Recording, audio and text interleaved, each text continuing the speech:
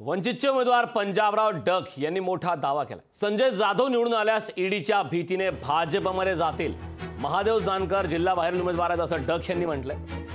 परभणी लोकसभेचे महाविकास आघाडीचे उमेदवार संजय जाधव निवडून आल्यास ईडीच्या भीतीने पक्ष बदलून भाजपमध्ये प्रवेश करतील असं भाकीत वंचितचे उमेदवार हवामान अभ्यास पंजाबराव डक यांनी व्यक्त केलंय। तर महायुतीचे उमेदवार महादेव जानकर हे जिल्हा बाहेरील उमेदवार आहेत, ते निवडून आल्यास संविधान बदलण्यासाठी भाषा करतील असा गंभीर आरोप पंजाबराव डक यांनी केलाय। उमेदवार आमच्या परभणीचा संजय जाधव म्हणून आहेत।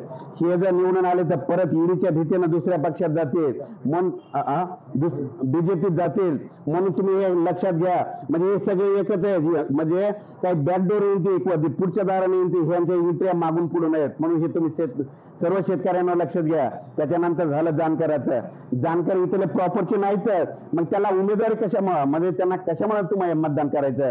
तुम्हाला एक सांगतो, हे आल्याच्या नंतर घरून जाऊन एखाद्या दिवस तुमच्या कामासाठी आलं तर 10 घंटे लागतात। आणि तुम्हाला एक सांगतो, हे जानकर आल्याच्या नंतर त्यांच्या बघा तुम्ही भाषण वाचा, ऐकता तुम्ही, ते म्हणले हे जानकर आल्याच्या त्यांचं मी स्वतः ऐकल्याच्या नंतर संविधान बदलून टाकूत म्हणले। म्हणजे इतक्या आता तुम्ही डायरेक्ट बोलता, तर निवडून आले तुम्ही काय करता? लोकशाही मराठी ऐका, पहा, जागरूक रहा।